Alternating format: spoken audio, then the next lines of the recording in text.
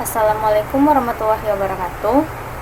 Perkenalkan, saya Anissa Pertiwi, NIM 21060004, program studi ekonomi pembangunan. Pada video kali ini, saya akan menjelaskan mata kuliah statistika lanjutan terkait materi analisis regresi dan korelasi berganda, tugas pertemuan 11. Adapun submateri yang akan dibahas pada video kali ini yaitu pertama, pengertian korelasi berganda dan kegunaannya, analisis regresi berganda, pendapatan koefisien regresi, koefisien determinan, korelasi berganda dan parsial, kesalahan baku pendugaan berganda, pengujian hipotesis, asumsi dan pelanggaran asumsi dalam regresi berganda.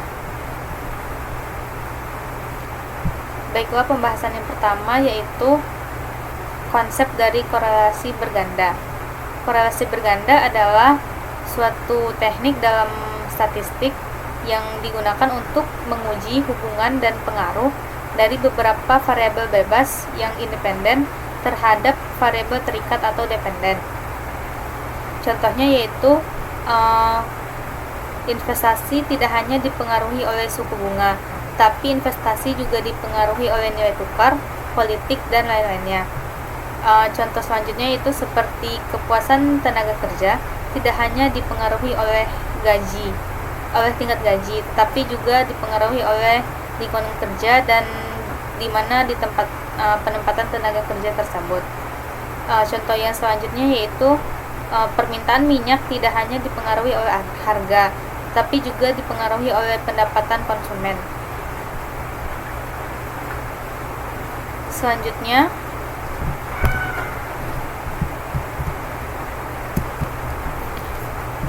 yaitu terkait analisis regresi berganda, pendapatan koefisien regresi. Adapun dalam analisis regresi berganda terdapat beberapa persamaan. Yang pertama yaitu persamaan regresi dengan dua variabel independen, yaitu Y sama dengan A ditambah B1 dikali X1 ditambah dengan B2 dikali X2. Adapun untuk bentuk persamaan regresi dalam tiga variabel independen yaitu Y sama dengan A ditambah B1 dikali X1 ditambah B2 dikali X2 dan ditambah B3 dikali X3.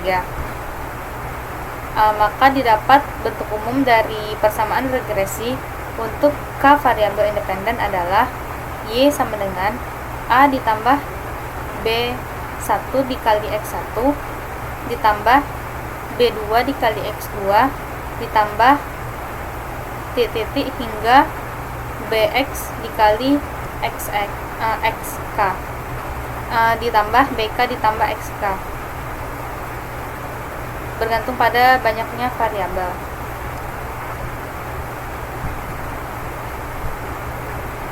Selanjutnya yaitu terkait OLS. OLS adalah ordinary least square, yang artinya ini adalah suatu metode yang meminimumkan jumlah kuadrat deviasi di sekitar garis regresi. Adapun nilai koefisien regresi A, B1 dan B2 dapat dipecahkan secara simultan dari tiga persamaan berikut. Sum dari Y sama dengan sampel dikali A ditambah B1 dikali dengan jumlah dari X1 ditambah B2 dikali dengan jumlah dari X2. Adapun untuk jumlah dari X1 dikali Y sama dengan A dikali jumlah X1 ditambah B1 dikali dengan jumlah dari X1 kuadrat ditambah dengan B2 dikali jumlah dari X1 dikali jumlah dari X2. Adapun untuk rumus jumlah dari X2 dikali dengan Y sama dengan A dikali dengan jumlah X2 ditambah B1 dikali dengan jumlah X1 dikali dengan jumlah X2 ditambah dengan B2 dikali dengan jumlah X2 kuadrat.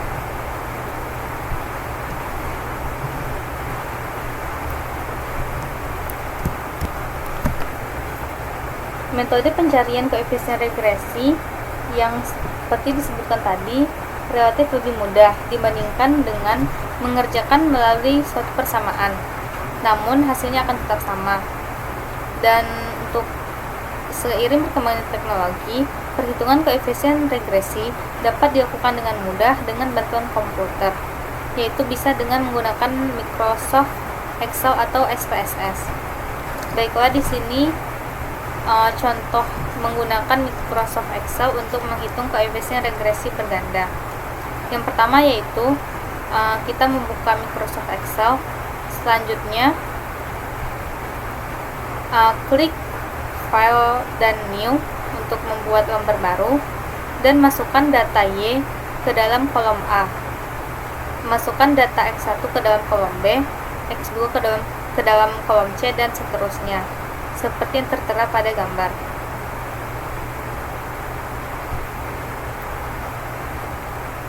Selanjutnya, setelah mengentri semua data, kita dapat mengklik Tools dan memilih Data Analysis, sehingga keluar kotak dialog Data Analysis. Setelah itu, kita dapat memilih Regression hingga kotak dialog keluar seperti gambar di samping.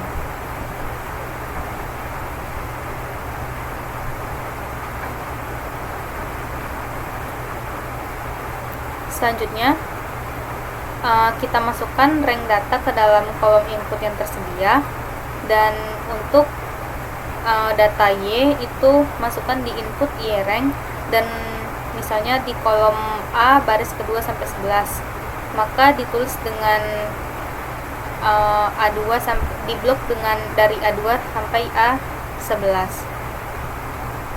Sedangkan untuk data X1 dan X2 itu dimasukkan ke dalam input X rank, misalnya juga sama seperti tadi, di blok dari kolom 2 ke kolom dari baris 2 ke baris 11.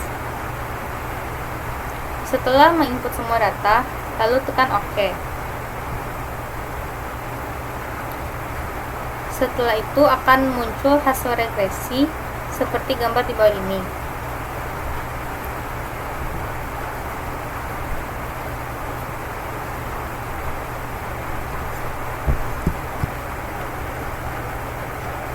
Pada kolom koefisien terdapat nilai intercept untuk A, yaitu sebesar 15,086.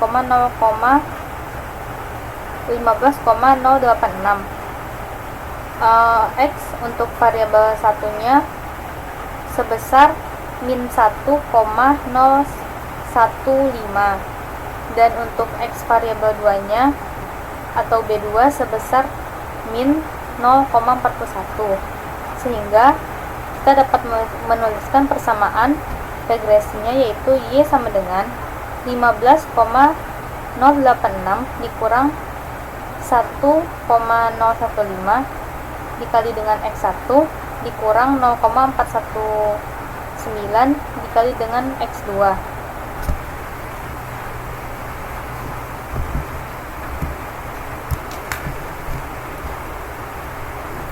Selanjutnya yaitu terkait koefisien determinan, korelasi berganda, dan parsial.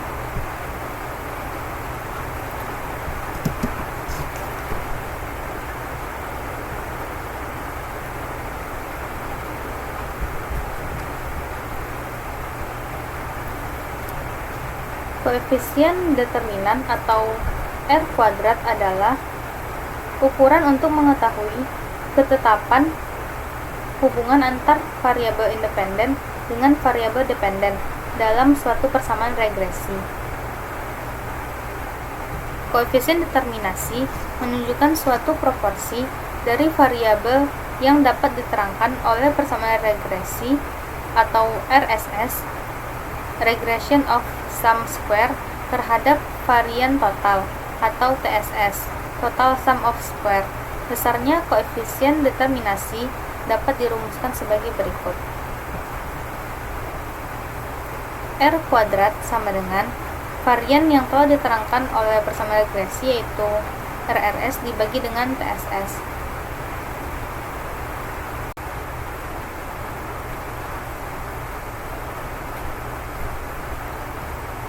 Selanjutnya yaitu untuk rumus dari koefisien determinasi, yaitu R kuadrat sama dengan jumlah dari Y topi dikurang dengan Y konstan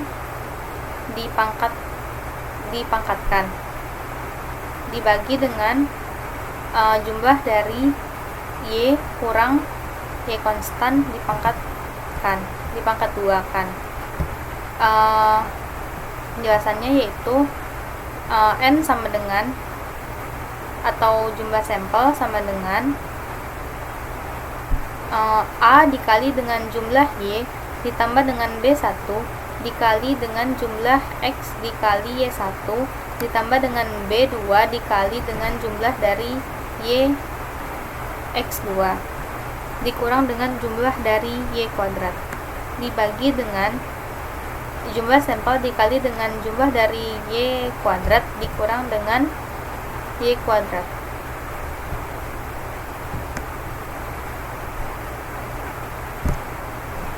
Baiklah, selanjutnya kita akan membahas terkait kesalahan baku pendugaan berganda. Kesalahan baku dalam regresi berganda adalah suatu ukuran untuk melihat ketetapan antara nilai dugaan dengan nilai sebenarnya. Sebagaimana juga berlaku untuk regresi sederhana, yaitu apabila nilai dugaan semakin mendekati nilai sebenarnya, maka persamaan yang kita peroleh juga akan semakin baik. Apabila nilai dugaan semakin jauh dari nilai sebenarnya, maka persamaan yang kita gunakan juga tidak baik. Berdasarkan data yang telah kita contohkan tadi, didapatkan persamaan regresi, yaitu nilai dugaan sama dengan 15,086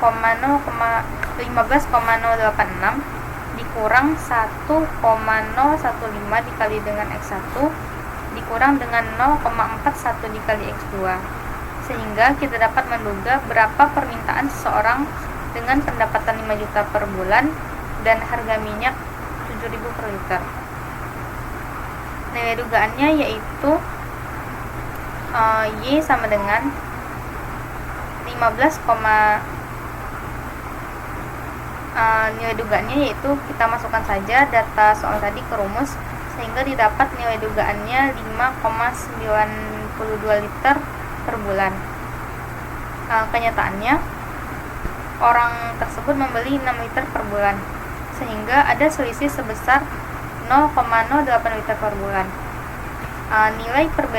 Perbedaan nilai dugaan dengan nilai sebenarnya ini disebut dengan nilai residu atau error. Karena pada kenyataannya tidak mungkin untuk mendapatkan nilai dugaan dengan ketepatan 100%, sehingga diperlukan suatu ukuran seberapa besar ketidakakuratan pendugaan terjadi. Suatu ukuran ketidakakuratan ini disebut dengan kesalahan baku pendugaan atau standar error. Adapun rumus dari kesalahan baku pendugaan atau standar error ini yaitu standar error sama dengan akar dari jumlah nilai dugaan dikurang dengan nilai sebenarnya kuadrat dibagi dengan jumlah sampel dikali dengan jumlah variabel bebas tambah 1.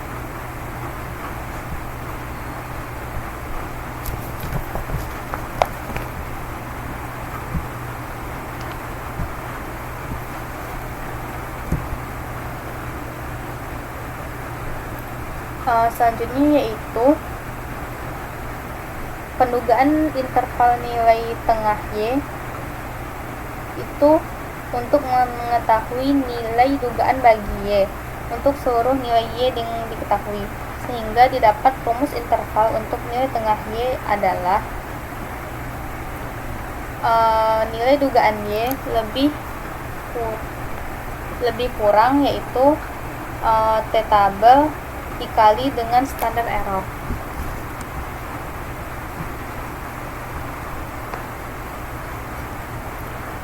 Selanjutnya yaitu kita akan membahas terkait pengujian hipotesis.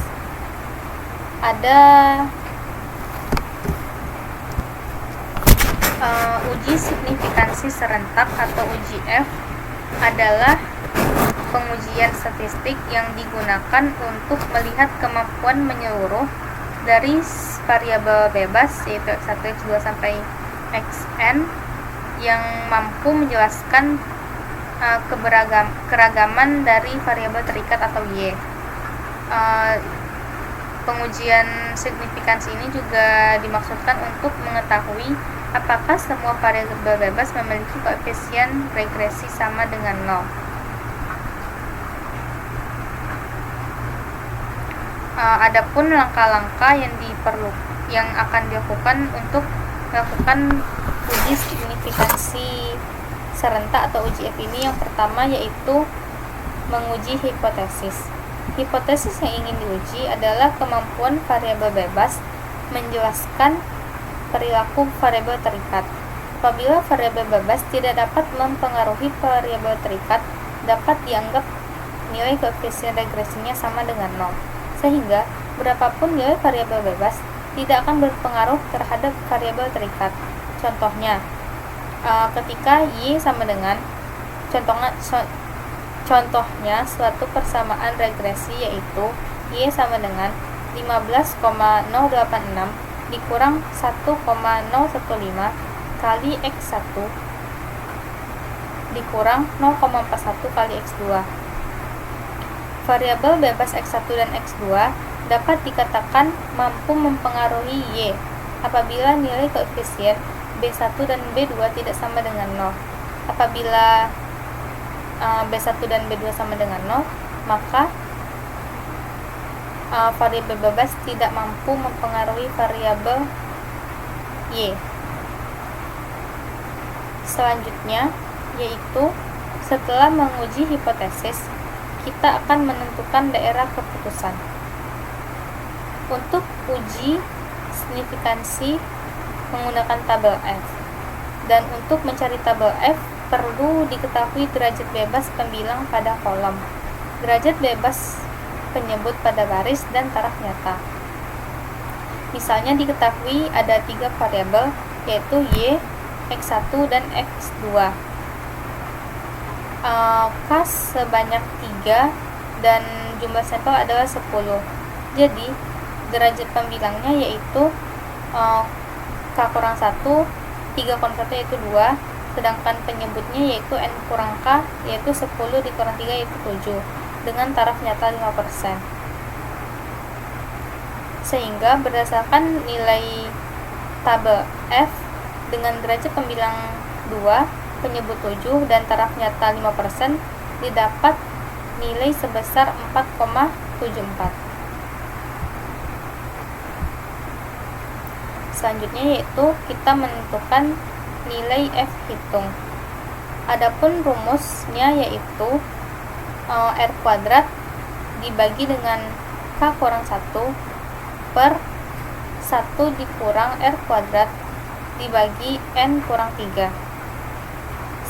Sebagaimana yang telah dicontohkan di soal, ketika diketahui R kuadrat sama dengan 0,93 dan sampel sebanyak 10, sehingga didapat nilai hitung sebesar 48,73 sebagaimana perhitungannya yang tertera di layar. Selanjutnya yaitu setelah menentukan nilai hitung F, kita akan menentukan daerah keputusan. Pada kurva sesuai dengan hasil yang didapat tadi, maka untuk kurva sebelah kanan adalah daerah yang menolak H0 dan selebihnya yaitu daerah yang menerima H0 dengan F hitung yaitu 48,73. Terakhir yaitu kita akan memutuskan hipotesis apakah menerima H0 atau menolak H0.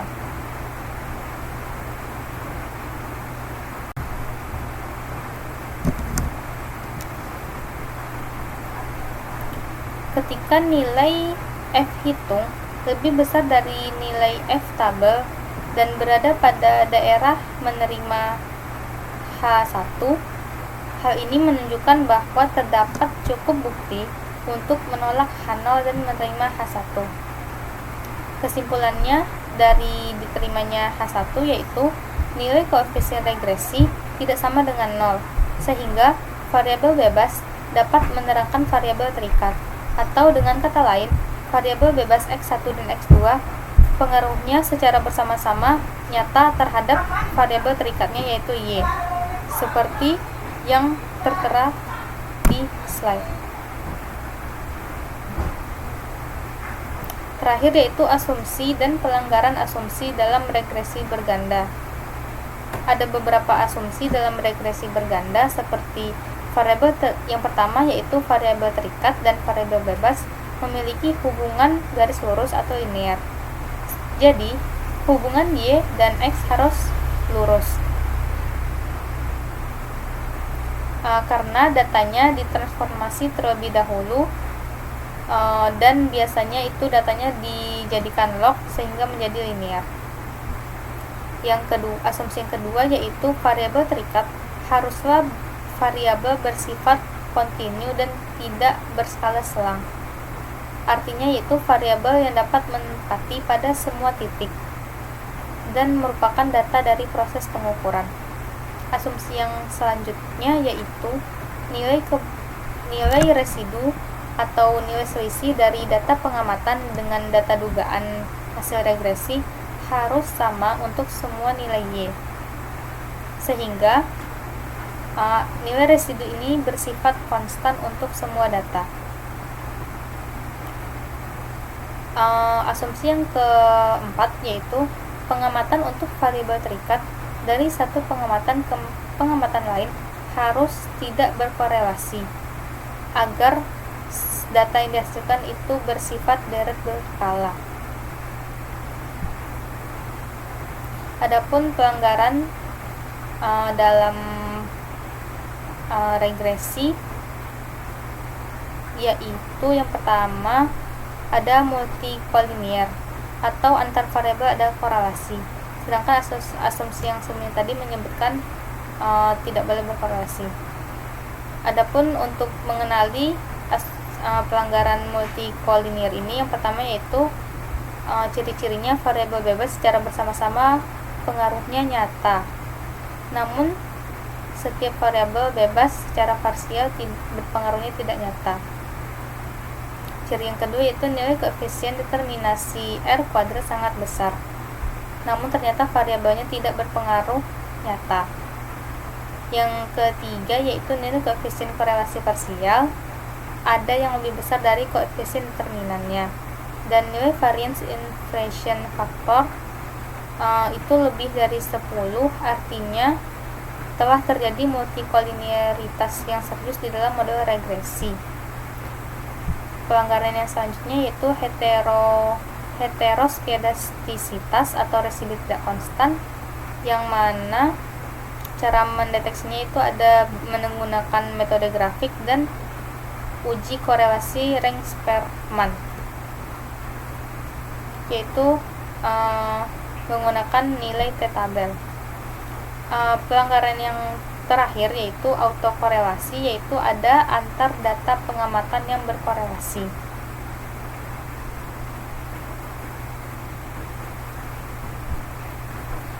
Baiklah, demikian materi yang dapat saya sampaikan. Semoga bermanfaat. Wassalamualaikum warahmatullahi wabarakatuh.